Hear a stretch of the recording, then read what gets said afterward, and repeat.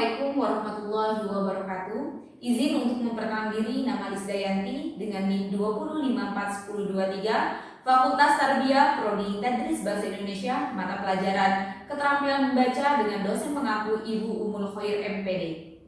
Baik, di sini saya akan menjelaskan teks persuasi untuk kelas 8. Keterampilan membaca teks persuasi adalah sebuah paragraf yang berisi pernyataan untuk mendorong atau mengajak seseorang untuk mengikuti keinginan penulis. Nah, jadi teks persuasi ini adalah teks yang berupa ajakan, di mana seorang penulis atau seorang pembicara itu mengajak audiennya untuk mengikuti apa yang ingin disampaikannya. Di sini persuasif ini cenderung bersifat promosi karena adanya upaya mengajak pembaca atau pendengar. Teks ini bisa ditemukan di platform media sosial. Sederhananya, ajakan untuk menggunakan suatu produk, imbauan dan anjuran lain sebagainya. Di sini bisa kita temui contohnya iklan produk misalnya sampo dan lain sebagainya. Iklan ini mengajak kita untuk menggunakan produk tersebut. Nah, iklan ini termasuk dalam teks persuasi. Next, selanjutnya pengertian teks persuasi. Apa yang dimaksud dengan teks persuasi? Ada yang tahu? Maka di sini kita jelaskan. Dari namanya, yakni persuasi atau persuasif adalah ajakan, membujuk atau menyuruh. Nah, sesuai dengan arti katanya, teks persuasi adalah sebuah teks berisikan kalimat persuasif.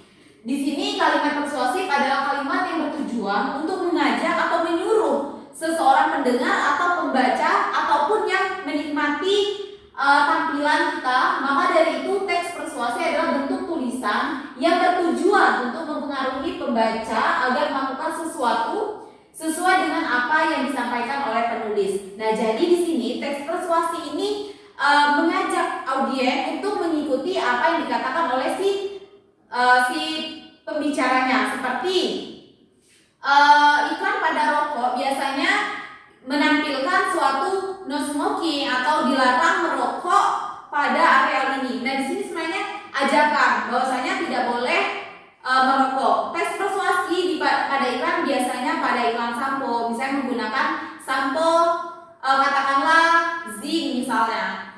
Iklan itu adalah suatu contoh teks persuasi juga. Di sini syarat-syarat menyusun paragraf teks persuasi. Kita harus memahami syarat-syarat menyusun teks persuasi agar dapat mempermudah kita dalam membuat teks persuasi. Di sini yang pertama, pilihan kata. Jadi pilihan yang kuat dalam teks persuasi adalah katanya. Jadi ketika kita menulis teks persuasi, yang kita perlukan itu, yang perlu kita teliti itu adalah kata-katanya. Jadi kata-katanya memang harus kita pilih kata-kata yang memang menarik, unik dan dapat mudah dimengerti. Selanjutnya, kemampuan mengelola emosi. Nah, kemampuan mengelola emosi maksudnya sudah memiliki kata. Kita juga harus bisa mengelola emosi pembaca.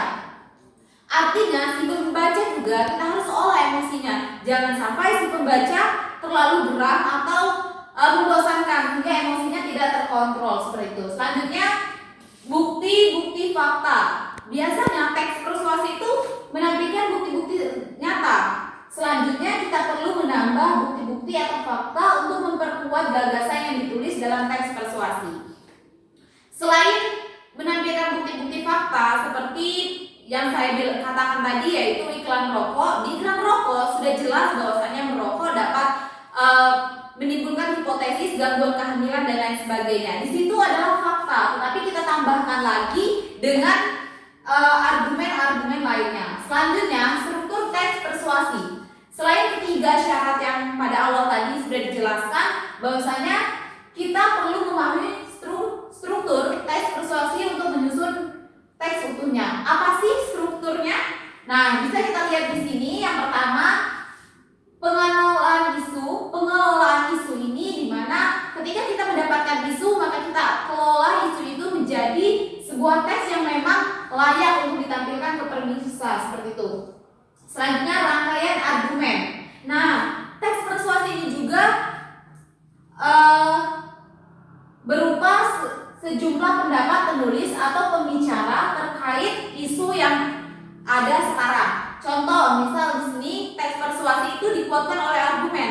Kita mendapatkan fakta, tetapi kita tambahkan argumen-argumen dari tokoh-tokoh lainnya. Seperti selanjutnya nomor 3, pernyataan ajakan. Pernyataan ajakan ini adalah tanda dari teks persuasi itu sendiri. Contoh misalnya kita mengajak, mari kita melakukan hidup sehat, mari kita berolahraga 15 menit sehari. Misal seperti itu adalah contoh dari ajakan atau persuasi. Selanjutnya nomor 4, penegasan kembali. Penegasan kembali atau pernyataan sebelumnya ini dimaksud untuk memperkuat gagasan kita sebelumnya. Jadi setelah kita menjabarkan apa-apa yang sudah kita tanyakan tadi, kita jabarkan kembali dan kita kuatkan dengan berbagai argumentasi yang mendukung seperti itu. Next, selanjutnya. Nah, sekarang kita masuk ke dalam judul. Untuk mengawali penulis teks persuasif, kamu bisa memulai dari membuat judul yang cocok. Judul teks persuasi secara pendek, isi atau maksud dari teks persuasi itu sendiri. Oleh karena itu, judul teks persuasi biasanya mengandung ajakan, misalnya hindarilah, ayo. Nah, ini kan kata-kata mari, ayo atau hindarilah, jangan dan lain sebagainya itu adalah kata-kata yang memang sering digunakan dalam teks persuasi seperti itu. Selanjutnya, yang pertama alinea pembuka. Nah, di alinea pembuka atau pengenalan isu, struktur ini berisi pengantar atau penyampaian tentang isu atau topik yang menjadi dasar tulisan. Jadi ketika kita menyampaikan teks persuasi, kita memiliki dasarnya.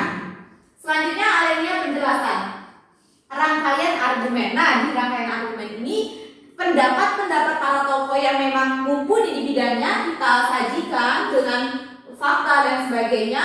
Pada bagian ini ditemukan juga sejumlah fakta yang memperkuat argumen-argumen. Maksudnya fakta-fakta yang kita peroleh di lapangan atau fakta-fakta yang memang real itu kita perkuat lagi dengan argumen-argumen di lapangan.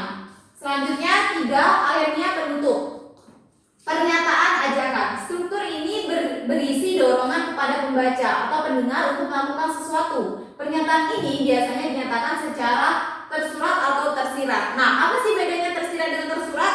Kalau tersirat memang sudah ada, kita bisa memahaminya. Kalau dia tersirat, maksudnya tertulis dan sebagainya, berarti dia sudah nampak di dalam teks itu. Nah, di sini di alinea yang ketiga tadi, ketika kita membuat teks persuasi, kita harus memperhatikan teks persuasi kita tadi dari alinea pertama, kedua, dan ketiga, dan bagian isi. Di mana kita beri contoh, kalau misalnya kita banjir itu disebabkan misal tanah longsor, terus gunung-gunung yang gundul dan sebagainya, itu adalah fakta. Hujan lebat dan sebagainya. Selanjutnya argumen yang kita dukung lagi, mungkin karena masyarakat atau penduduk di sekitar itu membuang sampahnya sembarangan seperti itu sehingga menyumbat aliran sungai. Selanjutnya alinea penutup. Nah, di penutup ini menegaskan kembali pernyataan-pernyataan sebelumnya. Pada struktur ini biasanya dijumpai kata-kata penanda. Nah, kata-kata penanda itu misal ya seperti teks persuasi tadi, ajakan dan sebagainya. Ayo kita menjaga lingkungan seperti itu supaya kita tidak terjadinya banjir dan lain sebagainya. Next. Nah, jangan lupa perhatikan kaidah-kaidah berikut ini. Yang pertama, menggunakan kata bujukan. Nah, sudah menjadi ciri khas dari teks persuasi itu memiliki kata-kata bujukan, seperti kata-kata yang digunakan untuk mengajak, membujuk atau menghimbau pembaca maupun pendengar. Kata bujukan atau kata ajakan secara tersurat dan tersirat, contohnya di sini sudah bisa kita lihat. Contoh dari teks persuasi tersurat, ayo, mari kita menabung, ayo kita pergi, ayo kita menjaga lingkungan dan sebagainya. Contoh teks persuasi tersirat, hendaklah, sebaiknya, diharapkan, perlu, dan harus. Misal seperti ini, diharapkan anak-anak datang tepat waktu seperti itu. Diharapkan guru bisa on time di kelas dan lain sebagainya, itu tersirat seperti ini. Selanjutnya verba mental. Apa sih verba mental ya? Mungkin kita sering juga mendengar verba mental dan lain sebagainya.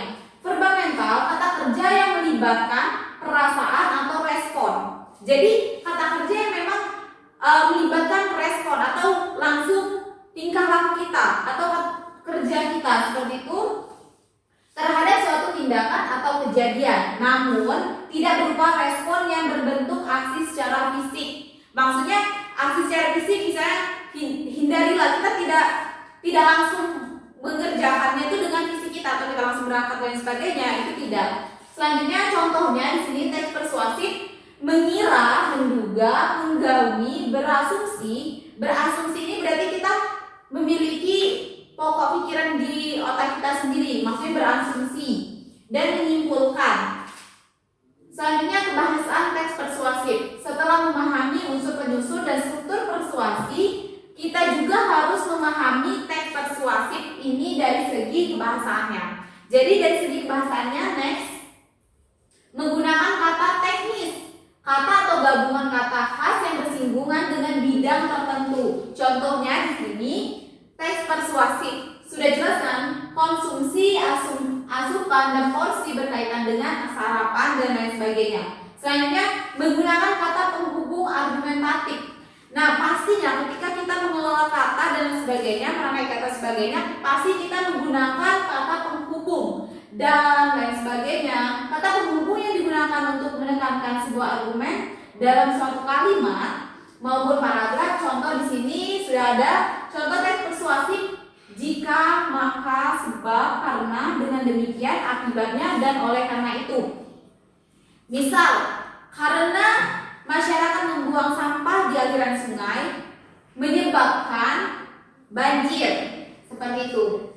Selanjutnya, karena dia terlambat, dia tidak bisa masuk kelas. Itu sebenarnya kata penghubung, tetapi di teks persuasif itu lebih mendetail. Selanjutnya menggunakan kata perujukan.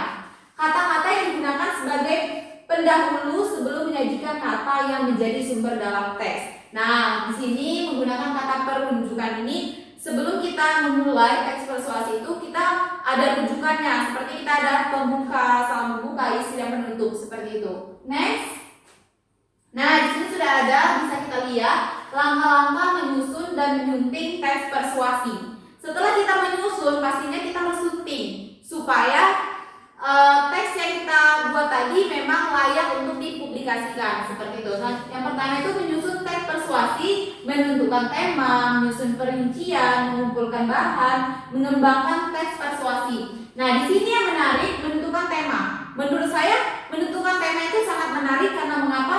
Tema kan banyak sekali dan kita bisa kembangkan lagi menjadi hal yang lebih unik, lebih kreatif. Selanjutnya menyusun perincian.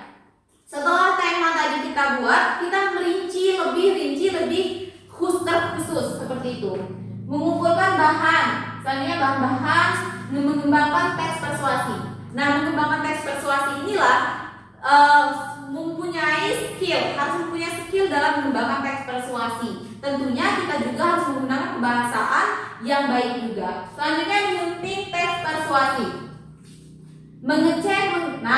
Menyunting ini dalam artian setelah kita membuat teks persuasi, maka kita pilih atau kita sunting mana kata-kata yang salah, mana yang agak-agak janggal, maka itu kita revisi atau kita perbaiki. Selanjutnya next.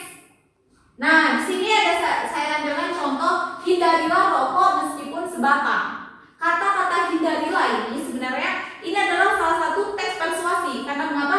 Ini sebenarnya mengajak kita untuk menghindari rokok. Karena rokok ini adalah bahan yang berbahaya karena dalam rokok ini ada nikotin yang membuat apabila seorang wanita yang mengkonsumsinya maka dia akan mengurangi atau merusak janin, hipertensi dan lain sebagainya, gangguan kehamilan dan lain sebagainya. Next.